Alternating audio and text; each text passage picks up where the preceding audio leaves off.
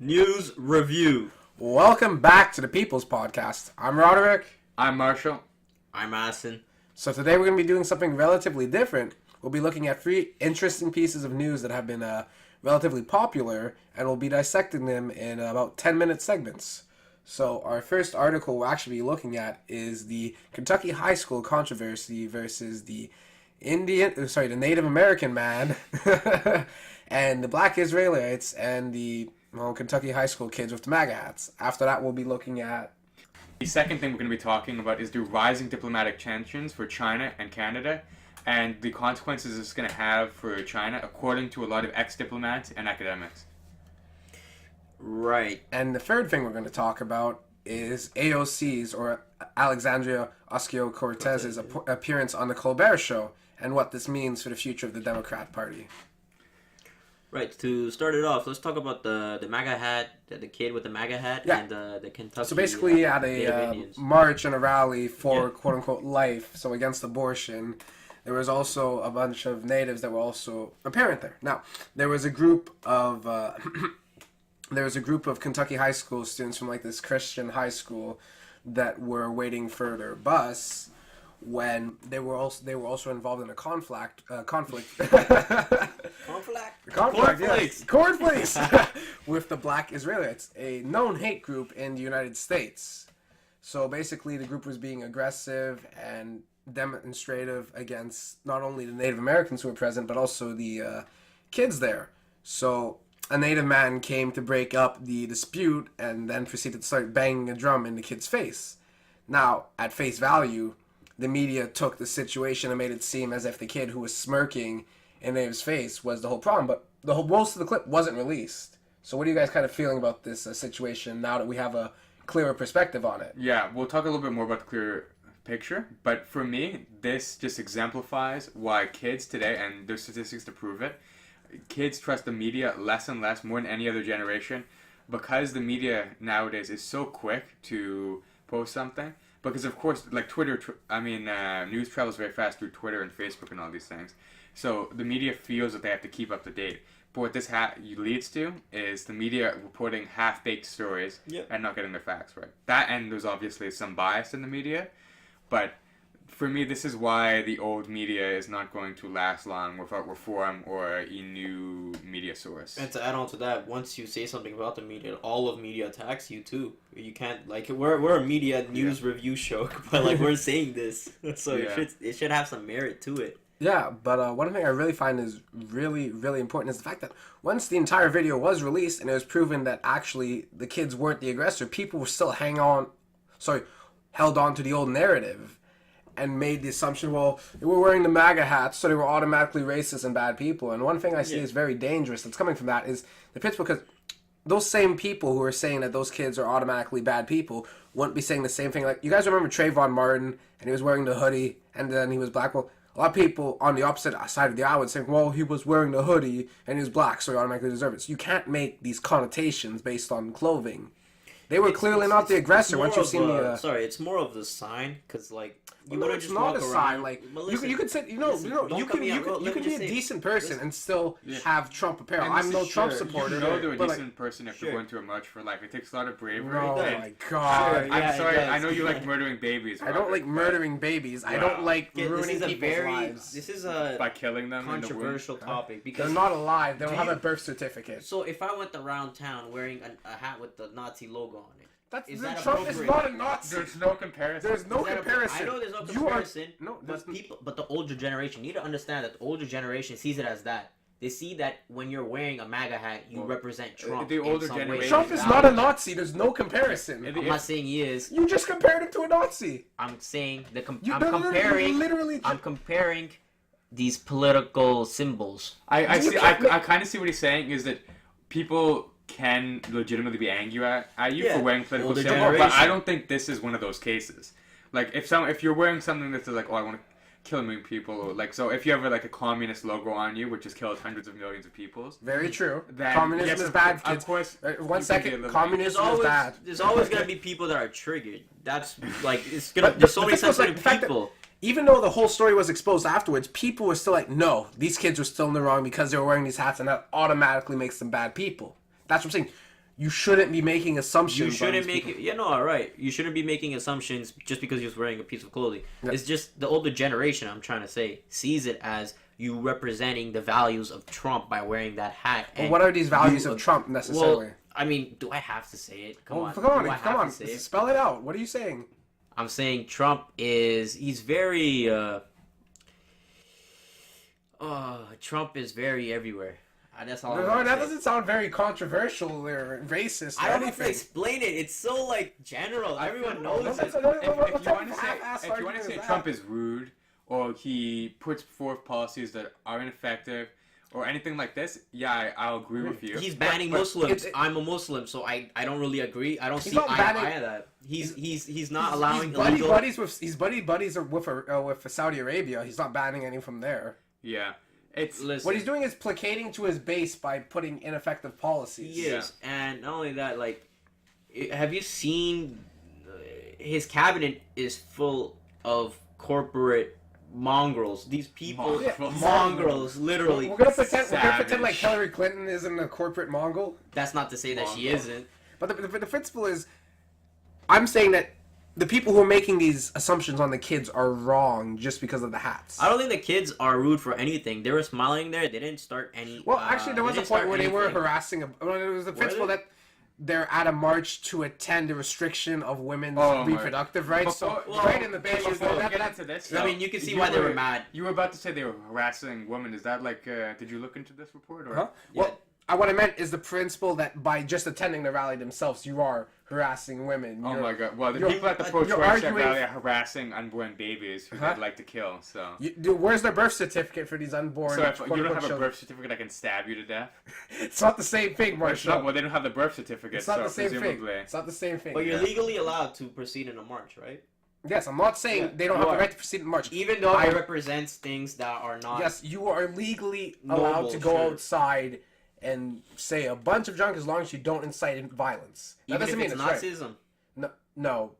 I'm not comparing him. It's not to compare. I'm just giving I'm giving an extreme example. I just look at it like that. But let's try to moderate this. Because the principle is, what I'm saying is people were overreacting to the story and they weren't giving the kids a fair shake, despite the fact that the kids had awful values. That's my opinion, but... Yeah, well, I don't know these kids' values, but that's what I'm saying. The older generation, the Indian people, all of them, he was banging the drums. I could see why he was banging the drums in front of the kid. And people... Well, that's insulting, and that's... The media is very... It is a very... Imagine if the kid swung at him or said anything. They would still be demonized. The kid is smart because he didn't do that. The kid got death threats. The school is considering suspending all of them. He's going to be getting death threats for a long time. Yeah. For years. The thing is, the news is very... How should I say? Liberal in some sense. Well, no, but it's not even just that. Like, keep in mind, the man who was banging the drums was when asked if he would like to meet the kids and discuss it. He said, "Now is not the time for talk." No, he was called out on his bullshit, and now he doesn't want to own up to it. See, that stems from ignorance and a lot of like hate to groups of people, and that's very not like. It's not good. It's but you're catching up to the thing is these associations. I get it. Associations to identity groups and all those. But like I mean, thumbs down. Sure, but no one's gonna be happy because you're marching for less women's rights. No one's gonna look at it and be like, yeah. Well, I mean, a lot of people are gonna be mad, at you for marching there. Like I don't agree if your mom saw you marching in. I'm giving an example, extreme. I don't even know what my mom's view is on abortion anyway, so I can't really answer that question. If your mom saw you marching down, a rally or something, you were there and it was promoting something that was against everything that she raised you. My mom would probably make fun of me regardless of what the rally is about. She would make fun of you, and your mom is like, she would probably roast you. Yeah. All right, we're spending too much time talking about my mom. Let's move on to the next topic, guys. Next topic. I don't want to feel as awkward. So basically, just to recap on this China-Canada issue, what happened was in the United States, the daughter of a Chinese tech official, not official, but corporate manager or a CEO, basically a government official. Yeah, Huawei. He's basically, if you don't know, corporations in China are basically government run. The government has an enormous say in what happens. So they're basically part of the government. And it was found that this person was breaking the law in the United States. Mm-hmm. She fled to Canada.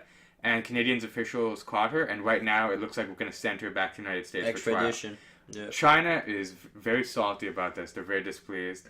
She's the daughter of the Huawei CEO, Yeah, right? some junk CEO. like that. And basically, China says you should release her. They're threatening all sorts of things. They've arrested 2 Canadian people, and they've upped the sentence of one Canadian drug smuggler who was smuggling in about 500 pounds of meth.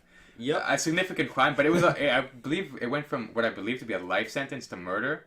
Well, not murder, but a death penalty. But you gotta look at it like this: if you is- break a law in another country, you should be punished according to the And- laws of But that it's, country. it's such a convenient timing. Let me play It devil's is. advocate as well. Thousands of Chinese natives and citizens are sentenced to death. So one foreigner being sentenced to death. Yeah, it's not like that. But- there was a person Yeah, that but did the same that was- crime as that guy. Exactly, and he was also Punished- sentenced to yeah, death. But exactly. that was me playing devil's advocate. On the other hand, foreigners fair point. generally aren't sentenced to death in China, despite them breaking laws that would constitute It's for the death Western penalty. ideology against communism. It's not communism. It's not communism, China is but, not communist. Authoritarianism. It's authoritarian capitalism, but the pitch was the timing is really coincidental, as Marshall would say, especially with these tensions rising. Especially like Canada is really like messing around with a lot of global superpowers right now. Saudi Arabia, China, like Canada's. I believe kind of Canada unfair. has Mind to you, step up, It and seems that's like what they're Canada's going to actually come out on top of this. Just Yeah. recently, I believe today or within that range of time, we've had 100 ex-diplomats or academics specializing in this area come out and say China is just what I said, Wow. not going to come out on top. What they said was that this is going to hurt the future of China, basically because Western countries, a great source of wealth for them, are going to be more hostile towards them. There's going to be less investment and less companies going there. And although China is not exactly begging companies to go there, there's a rule where the Chinese have to invest a certain amount, like the They have to have a stake in the company. the shareholders. But that policy doesn't really help China, to be honest, except that they can't control it. But less companies going there and be willing to put that stake in, with being controlled essentially by the Chinese government, it's going to be bad for their economy. It's going to be bad for diplomatic relations, and it might even this tension that we're seeing now may even grow over a lot of time into like a war situation or a situation And where now, there's now, we're, sanctions. now we're over something about Yeah, that's sort of like, doomsaying, but still. I think, quite honestly, most developed countries are past the point of warfare. And hear me out for this simple example. If a developed country goes to war, 1 button, 2 button, end of world story. That and it's too you much don't get money. anything. It costs too much to China start a has no war. nukes, but Huh?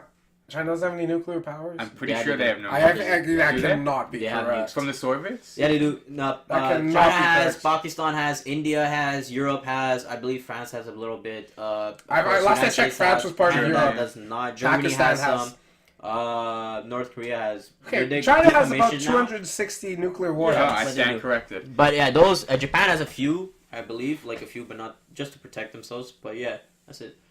It's more of like it's like a game of chess, but on the whole world map. Yeah, but the you know? principle is if Game of if any nation with nuclear capabilities goes to war, then it's kind of kaput. So that's why I don't see this as escalating to a war situation. The only thing I could see this is hurting economic relations Yeah. and causing global instability. But quite honestly, as much as I see it's coincidental, I don't necessarily think China's in the wrong for sentencing the guy to death in their own laws. I don't think they're in the wrong because it's their own laws. Well, Yeah, I mean, as a Canadian, We're just mad because he's Canadian. well, no. It seems I don't have a problem with people sentencing people who have broken laws in their country to death, but it seems pretty obvious based on the timing that they were not doing that because of his crimes. They're doing it because of what Canada has done, and I think that's the concern. They would have never done this normally. They probably would have just shipped him back to Canada. Because since Huawei is, they have who was it? Canada's holding who's that person? the from daughter of Huawei? the CEO. Not just a daughter. It was someone else too, I believe. Another no. Not that I know of. Never mind. That's wrong. So yeah, just a daughter, right? And I guess What the pitch was a lot of it's a good move. European nations are also taking a stance against Huawei and claiming they're spying on the countries and that they don't want to do business with them necessarily. So it's kind of That could be deeper than we know about it because Huawei is a very, very big company. There's which the other government companies. has a very big stake in. There's a lot of Oh, by other the way, companies the, that wouldn't necessarily see Isn't eye to eye the with them. daughter also part of the Communist Party? Yeah, she is. She's a member of that Yeah. company. So you don't really get to be that high up in any company that has that much government influence without being in the Communist Party. Yeah. You can't go to university without being It's in the the Communist circle. Party. It's their circle, right? That's true. But I mean, all it means is the government does have a stake in this. And, well, I believe that theoretically it was the moral decision to actually arrest her and wait to extradite her to the States. I think that at the same time, this could have more negative repercussions for Canada than China, despite what the academics say, quite frankly. I think China has kind of an edge at the moment because they're investing in a lot of other countries. They're shipping off production in other countries. They don't really have to worry about. They're starting to become more independent in their economy. Yeah. By shipping their production off, controlling these whole like airports, hospitals, all these places in other countries. Yeah. And those countries are kind of indebted to Exactly. China. And so they're like starting Ethiopia, where they're redoing their capital. China's starting to release their their Tendrils. connections, tendrils, on like Western countries and more to develop other countries because when a country goes through a developing phase like industrialization, the amount of money that can be made in that phase is immense. Look at America during World War II.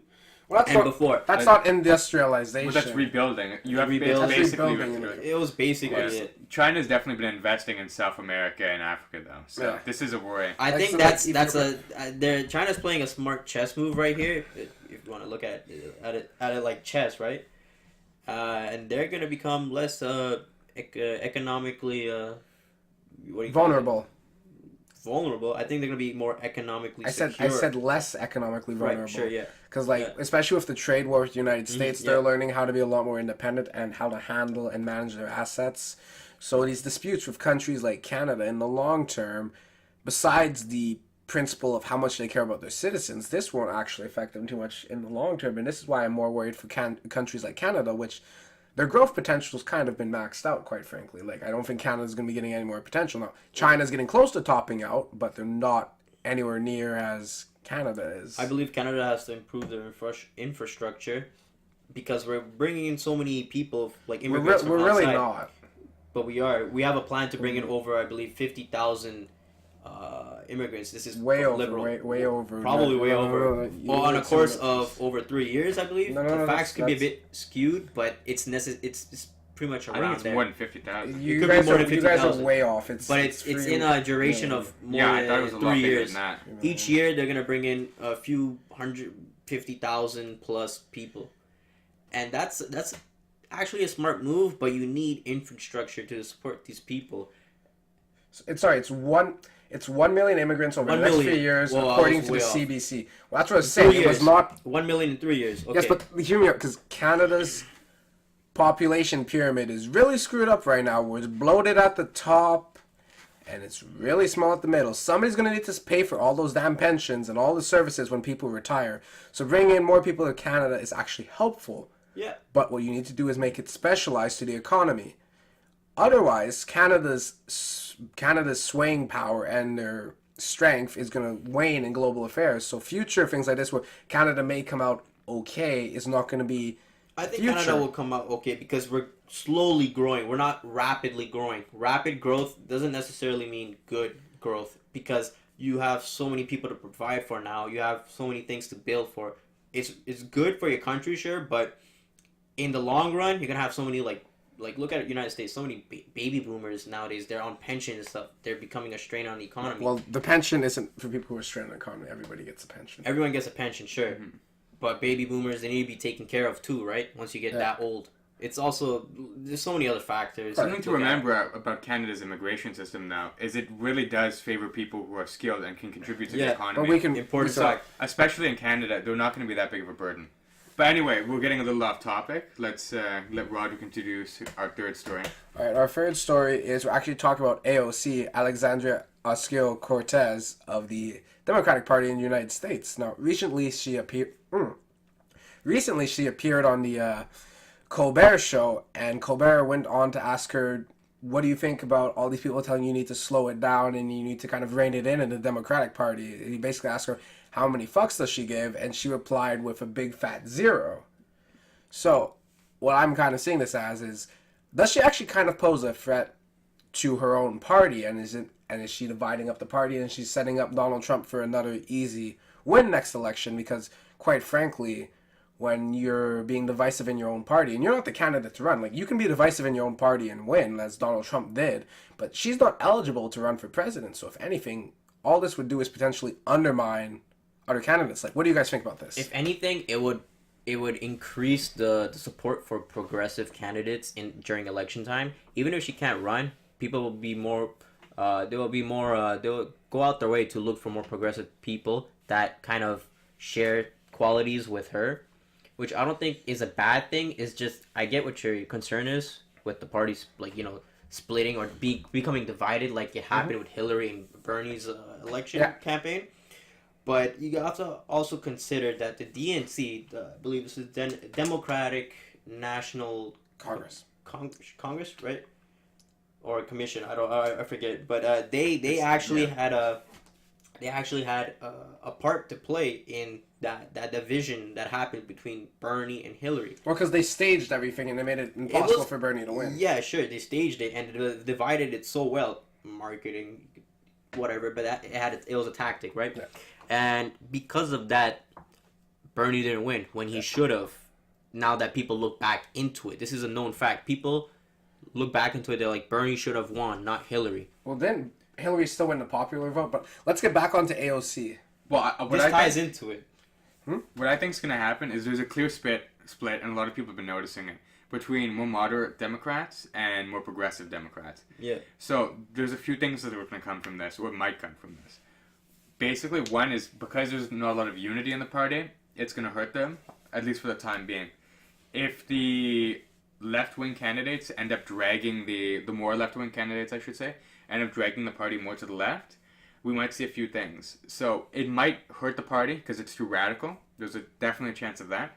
But a lot of people's criticism of Hillary, she stood for nothing, and having these sort of progressive candidates might actually, who stand for something and are bold, and as Trump, we know Trump was pretty bold and he won, might actually help the Democrats in the long run. Well, one of the things is, one of the reasons why I don't really buy into it or buy into hers, when she said, well, being divisive isn't necessarily a bad thing. She said Martin Luther King was divisive. And while it was true on a global stage and an overall stage in the United States, his disapproval rating was extremely high. I'm asking, can you check out what King's disapproval rating was?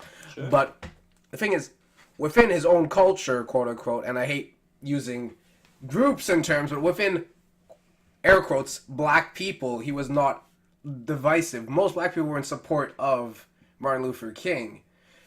That's saying, but on the other side, most people in the Democratic Party aren't necessarily behind Cortez.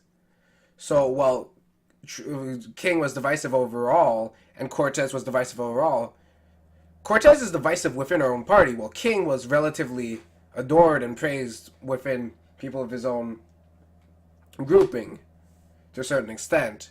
So people do say that Martin Luther King was divisive. Yeah, that's what I'm saying. But it's not like... But what was his disapproval rating was more of it. Right, his disapproval rating. So Cortez is definitely a divisive figure. But another thing that people have been saying about her is she seems like sort of a left-wing Trump, or she definitely shares some characteristics. How bold she is one, and not to jump on the bandwagon or jump the gun, because we haven't seen that much from her, but she doesn't seem to be very focus groupy like Hillary was, and she does not seem to be very concerned with the truth or facts. What she said by her own admission that so long as there are moral intentions behind the speech, that the facts can sort of take a back seat. Now there are ways to interpret that differently, but for me it shows that she's not super concerned about researching everything. So I'm gonna answer what you said before. He was very divisive. Yeah. Martin Luther King was very divisive. Yeah. One thing to note is that they're saying that he did, I believe that he became more popular after his death because he became a martyr. Yeah, but what was the disapproval rating? Oh, I haven't checked, but it says it everywhere. It doesn't matter, but we know he was. You can check it up yourself if you're concerned about it, but for the viewers, if anything, it's the media that makes you into an icon, like they're doing with Cortez right over here. Oh, by the way, I want to just step in for a second. I want to apologize. I didn't think about this, but King was potentially more divisive within his own culture than I thought he was. There was also Malcolm X, which when He was a radical. exactly against his Started ideas. Black Panthers, right? I would need to search I it up could check anyways. it out. He was the But director of that movie. it was more. I want to retract my statement because now that I think about it, it's not as factual, and facts are very important. Always remember this. Facts are always very important. Yeah, definitely. I think right now, Cortez and Trump, the fact that they're both so popular, really speaks to the problem that we're coming to in modern politics. The rise of populism. The rise of radical both the leaders rise- that we've. Yeah, the rise of The radical rise of populism. populism and a disregard for truth. And I think even if you couple this too with the sort of fake news narrative and a lot of other things, one of the modern problems we have with politics and life in general is just truth. It's becoming very easy to lie. Like online, people lie all the time. Facebook has allowed us to put up sort of fake lives. Truth is kind of the modern issue of our times, or one of them. It's hard to get the truth out of freaking politicians. One thing to note is that you could say that liberal media, I'm just going to say liberal media, right? Yeah. Is making Cortez into this icon for the Democrats to rally behind. And I won't deny it, she's kind of radical, just like Trump is. People like radical people because they make new waves in society. Charismatic too. And One of the things Exactly, they are. that shows that she doesn't really care for the truth necessarily is when she was in a debate with Joe Crowley. Joe Crowley brought up that her gun control stance isn't as solid as she said it was, because back in a Reddit subreddit chat she had where she was answering questions, she stated her position on guns and whether they should be legal or not is the principle that she said, well, New York isn't the same as New Mexico and there should be different laws. But then when Joe Crowley, who she later defeated, brought it up in a debate, she says, I never said that, it's full of junk, you brought that up from Reddit. So she will readily deny the facts and she won't own up to her own mistakes. And she, I mean, we can attack her for that, but we can But also that's attack. really It's important. the same thing that the media does for Trump. I also attack Trump for not telling the truth. I'm not denying that I'm you're I'm not partisan on this. The thing they're about both. radical leaders, they say things that sometimes they backtrack on, but Well, it's not it that back doesn't because they matter. don't own up to their mistakes. If you make a mistake and you own up to it, I will respect you because you have the guts to admit your mistakes and you're honest. But when you continue to bulldoze forward, no matter what, But once people, reality is. here's the thing: when a lot of people see leaders making mistakes, they say, "Oh, he's not competent enough. He's not a valuable. He's not someone I could put my vote into because he makes a lot of mistakes." They don't like that. And if you admit your mistakes, sure, you'll get the admiration and respect of a few individuals, but overall, you wouldn't get the respect and vote of most. it's more has me worried because when It's more psychological. yeah, I understand exactly what you're saying, and you are correct. You are correct, but for people who do dig deeper, when somebody says that 40% of the American population makes less than 20,000 and 40% of the American population is 200 million, I get worried because neither of those are factual at all. Like she said, she thought 40% of the American 40%? population was What? 200 million people and that they made less than $20,000. How many people does she think live in America? Like 800 million? There are about 350 million. Yeah, there is. So, That's the I think population. I understand the criticisms of AOC, and I definitely agree with them. But at the same time, I also recognize she's new to politics, and She is, yeah. I would give her some time personally She and has see a lot more of growth. content from her before I make any solid judgments. But it definitely does look like she's not exactly a big proponent of the truth. I kind of have to. I'm kind of interested in how her growth would be like, because she could be like the next Martin Luther juggernaut. King. She's not. She's I'm not not. saying it. I'm not She's saying gonna she be a is, political but juggernaut. Mark my in words. a political sense, she's you could say almost a puppet. Either she could be she can come out in the end as a puppet or as a true leader. And I want to see her growth. It's very interesting. It's gonna be very exciting to see how that leads. Anyways, thanks for tuning in again.